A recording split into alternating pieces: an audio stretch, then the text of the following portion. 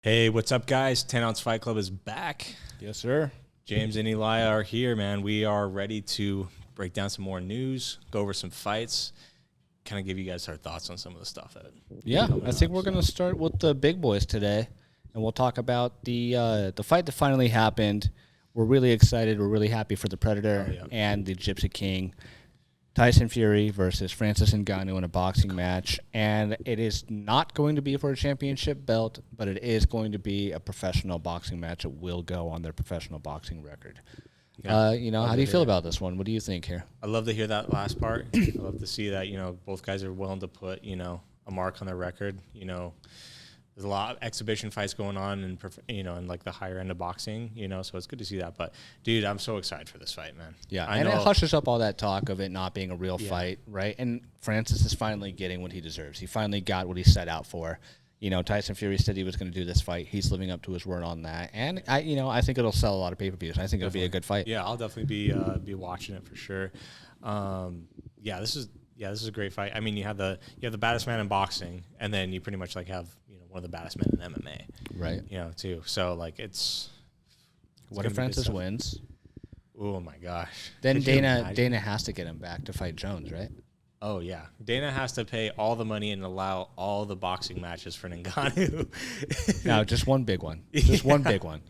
Yeah. Dana's not gonna. He's not gonna eat that much crow. He'll be like, hey, look, one big one. You and Jones. I think the only thing he's peeved about is that I feel like this is the biggest match you can make in heavyweight boxing, him versus Tyson Fury.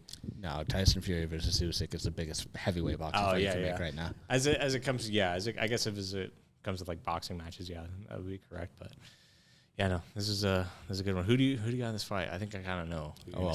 Tyson Fury is gonna fucking kill him. Yeah, you're gonna have to bleep that out. We're still in the first 2 minutes. Yeah, I'm sorry. I kind of see the fight, going the same way. But dude, I'm all for it. I'm all for seeing the spectacle and the possibility of watching Ngannou touch the chin of Fury, and then Fury just goes down. But okay, here's the thing, right? Deontay Wilder's got that crazy death touch knockout power. Oh yeah, and he's what, like 6'7"? Yeah. Where Tyson Fury is like 6'9". Yeah. Or whatever, Francis is 6'4". He's big, but Tyson Fury is enormous. Oh, yeah. I just, with how good his boxing is, I don't know how Francis is going to get inside without being able to kick him or grapple him. I just don't know. I've never seen Francis Ngannou box somebody, so I don't know if he's got what it takes to get inside and actually land those big shots on Tyson Fury. Yeah, definitely. And, in the UFC, his striking, was what got him all the victories, and then his last fight in the UFC and stuff like that, he kind of relied more on the wrestling. But I definitely think the striking, of Francis will be okay. But, dude, it's not going to be good enough against Tyson, man. Yeah. Yeah, again, you would have to be able to chop Tyson down, and maybe Francis will, and I'll have to eat some crow, and I would be so happy for the Predator. Yeah. I'd love to see him get that big win. I just think Tyson Fury is too good. Yeah. And I don't think Tyson Fury will actually kill Francis Ngannou. I just think he's going to beat him handily. So, that's a huge fight that got announced, guys. I'm really excited that there's actually talk around it. Good for Francis. We've always been kind of rooting for him to get that big payday. So all you other guys that are really happy and want Francis to get his payday, buy that pay-per-view and tune in. So, we got one of the biggest fights you can make in UFC now. Yeah, one that fans should arguably be more excited about, but for some reason aren't really excited about at all. No one's really talking about it, but I think this is huge news, especially after the way the last title fight went down in the heavyweight division. Yeah. John Jones versus Stipe Miocic. It's the fight that they've been saying is going to happen for, past 3 years now? Yeah. And we're finally getting it. I'm excited. I think I think people are sleeping on Stipe Miocic. I think he does have a chance to win this fight. Similar to what I thought was going to happen in the Cyril Gane fight, I want to see if John Jones I want to see if his kicks translate from light heavyweight to heavyweight, because it's a huge part of his game. Yeah, and that's the thing that's crazy is, even though Jones has had, he's had his debut at heavyweight, we still didn't see a lot from him. Right. And there's still so much on the table that you're. It's like the Bo Nickel problem. Yeah. But no, I'm so excited for this fight. It's gonna be so good. Yeah, I kind of think I'm kind of siding with Jones on this one a little bit, but Yeah, I mean, I know the official record says 27-1, but we all know it's 28-0. yeah. And he's the GOAT. Yeah. You know, I know Volk is fantastic, and Volk should be probably pound for pound number one, but John Jones is truly undefeated. You know. Yeah, definitely. No, this is super exciting. Hopefully, Stipe will last a little bit longer than like Cyril Gane did. Yeah. But What does John have? 14 title fight wins? Something crazy like that. Yeah, it's insane. No, I'm super excited for the return. Up. Yeah. But no, I'm super excited for the return of Jones, man. It's good to see him back in the cage against Stipe, who's like the greatest heavyweight of all time. Would you say in UFC? So yeah, it's definitely the fight they need to make. I'm glad they. I mean, he's the leader in title defenses, right? What's he got? Yeah, I had to recount that with my little finger on here because it's 16. Oh my gosh. John Jones has 16 title fight victories in the UFC. That's insane, guys. Yeah. Yeah, no, this is the best. Bet your house on John Jones. You're right. Yeah, it's bet it all. Yeah, I think when the fight announced, I was definitely like, oh man, this is gonna be very. Dude, people were like, "Do you think Cyril Gane has a chance?" I was like, "No." They're like, "Yeah, but he's pretty good. He could catch him." I was like, "No." Yeah, no, I was that idiot, guys. I'll admit. For some reason, I thought that French dude was gonna win, but he didn't. But yeah, no, this is big movements here at heavyweight. I'm excited for it, man. But yeah, anything else you want to comment on that fight? Bet everything you have on John Jones to win that fight, and I love Stipe Miocic. But John Jones is the GOAT. He's the man. Definitely. All right, buddy. Well, last time we talked about me and going to UFC 290. I had a great time. But let's talk about you. We're all excited for you to attend UFC 291 in Salt Lake with your family. I'm so jealous. I'll let you bring us in on the Michelle Bejeda versus Wonderboy Thompson. So this is like one of the most like exciting striking matchups you can make in welterweight. I mean, both these guys' styles are crazy. You have Pereira with like the capoeira type, striking that he'll add every once in a while. The backflips off the cage. Yeah, he's gonna try to catch him like Pettis. Just dude. Now that you say that, man, that might be. Wonderboy's got that discipline though, and that front leg of his, that side kick, his roundhouse, everything, whatever kick he wants to hit you with. Yeah, and putting Pereira against Wonderboy is just excellent matchmaking. Talk about another guy who loves to fire from the hips. Damn kickboxers. And that's why it's exciting to watch him, man. Just like the performances that they put on. I mean, the Kevin Holland Wonderboy fight was crazy. Yeah. Yeah. And he's got a mean cross too. Oh yeah, definitely. Great at switching stances, great movement. I got Wonderboy winning the fight. Yeah, I think Michelle Bejeda could catch him. Like it could happen because he has that. He does blitz a lot too. Both guys just like blitz each other, so maybe something can happen over there. But yeah, no, great matchmaking there. Super exciting fight there, and then we go do some more welterweight action. Michael Chiesa versus Kevin Holland. Yes, sir. And this is what this is Kevin's first ranked opponent, I think. Oh no, he fought Khamzat, but. That's seen by Khamzat, but yeah, on 2 days' notice. Yeah, switched opponents. Yeah, so no, this is good matchmaking here for Kevin Holland. With the big win over Ponzinibbio, where everyone thought like Ponzinibbio was right on the cusp of like 15. Oh, and he was him and Wonderboy were going at it too. He just broke his hand. Yeah, it was just too much. Yeah, and then he got that win, then fought Wonderboy as well too. Yeah, Chiesa's a good step for him, especially because, Chiesa has really good grappling. I think that will definitely come into play, if Holland can neutralize that, I think it's... Well, and Chiesa could snatch a lot of momentum here if he can beat Kevin Holland. Oh, And, in spectacular fashion. And Michael Chiesa's a big boy. Oh, yeah. He cuts a big, lot of weight, strong boy. You know what I mean? Who did he like square up with? Was it like, I think Khamzat or something like that? Like him and Khamzat squared up in like a hotel in Abu Dhabi? And like Chiesa's like exactly the same size as like Khamzat or something like that. He's like big. I know he's a big boy. Yeah, I didn't know like he was big like that though. Yeah, he's pretty big. We saw how Khamzat versus Holland went. That was all bad. Yeah. So yeah, hopefully. Yeah, I think Chiesa takes the takes the same route everyone takes against Yair Rodriguez and that everyone takes against Kevin Holland and just takes him down. Yeah. Yeah. Brunson and Vittori used that strat and paid off for sure. But hits a double leg. yeah. Get on top of him. Yeah. So yeah, no, super great matchup right there. And then we got the return, one of my favorite fighters. Bro, El Kukui. My boy. Love this man. We met this man. Shout out to Tony Ferguson. I got Tony Ferguson to sign one of my custom Tony Ferguson baseball jerseys. Hell yeah. Because you got to keep that varsity mentality. Bro, he was impressed that you had that. Oh, yeah. Yeah. Yeah, that was I remember. That shit was dope. There. I think there was a limited run, so I had to get it, Yeah. But I'm so excited. We're fanboys over here. Oh, yeah, definitely. No, I'm excited for this fight. But at the same time, I'm kind of nervous because I know how dangerous Bobby Green is. The hand speed of him, the boxing. Another guy that loves to fire from the hips. Dude, what's with guys that fire for the hips? Seems to work, bro. We got Wonder Boy. We got your hands got to be down there so you don't get taken down. But yeah, no, it's good matchmaking too. I think Tony's gonna piece him up, dude. I respect that, bro. Yeah, no, honestly, I really think we could see like a Tony Ferguson, like he did Cowboy. Yeah, definitely. I would love to see that, man.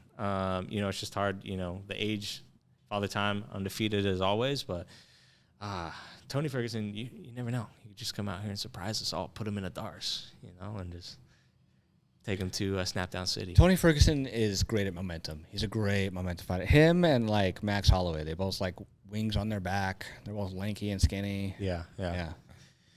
They both, once they get rolling, it's really hard, damn near impossible to stop them. Yeah, definitely. Yeah, and if they smell the finish, if Tony Ferguson smells the finish, if he sees blood, he is all over you. Oh yeah, definitely.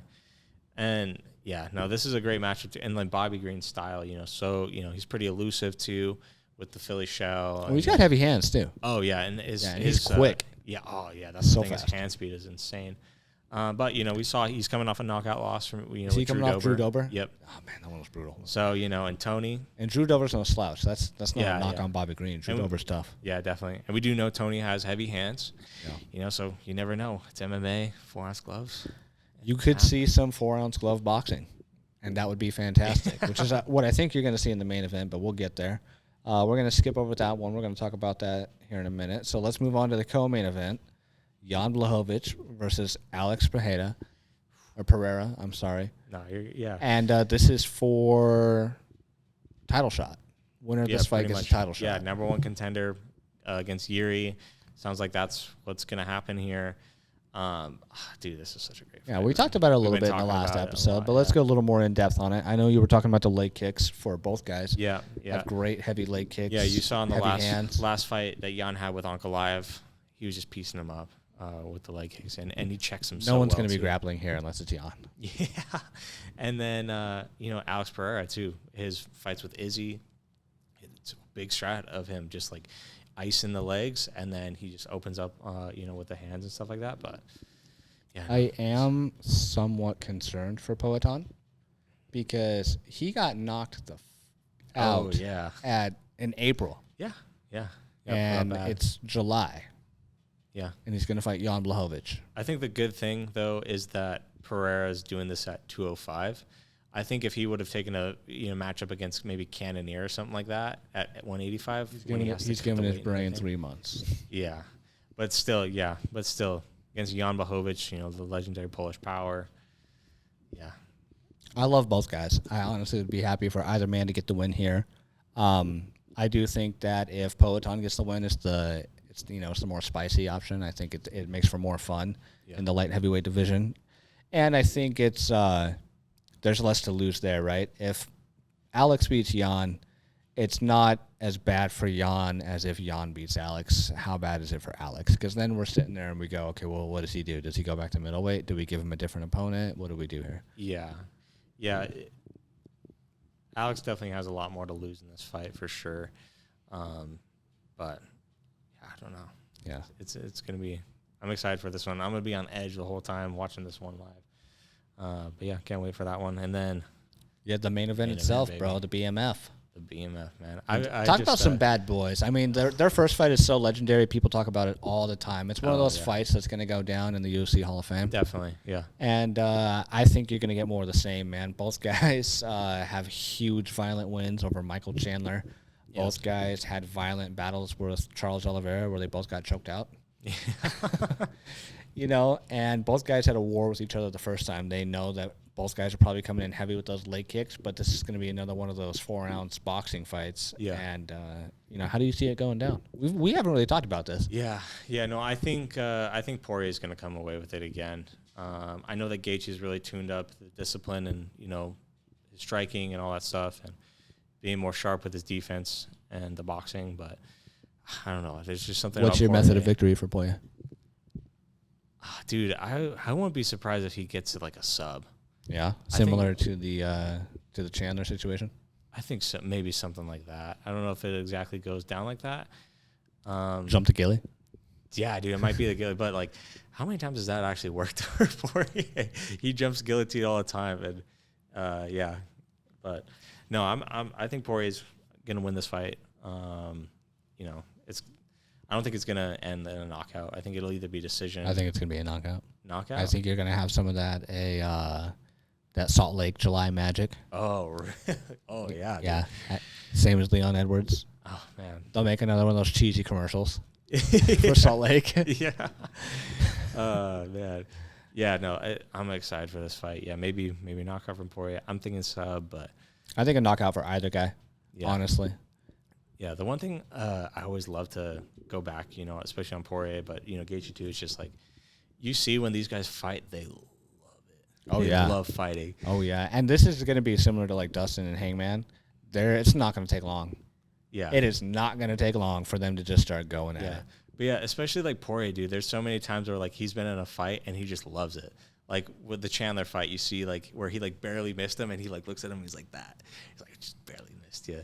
Or like when he fought Connor and he was like pointing at Connor and stuff like that. He just loves fighting. Dude, I can't wait for you to start sparring like that because when you have those moments, it's so much better when you just do it. I wish I had that confidence, man. Well, I'll get there one day, but you feel it. Like you'll feel it. Like you'll feel it barely scrape across your headgear and your nose, and you're just like, oh. And the other guy would just smile at you, and you'll just be like, yep. Yeah. Yeah, no, this is a great card, guys. You know, the BMF title, big matchup with Jan and Alex, and then just the rest of the card is really good. And there's a reason why we excluded one fighter or one fight from our card because we're gonna get it. As a matter of fact, we'll start with that one. And hey, I called this before the episode. Remember, we were in the kitchen. Yeah, and I said about it. I said this is why that fight fell out. Oh yeah, definitely. I was like, they had Costa pull out against Aliskerov so they could throw him on the Abu Dhabi card against Khamzat. Yeah, no, and this is great matchmaking here. Glad to see both guys getting back in the cage. Hopefully Paulo doesn't pull out again.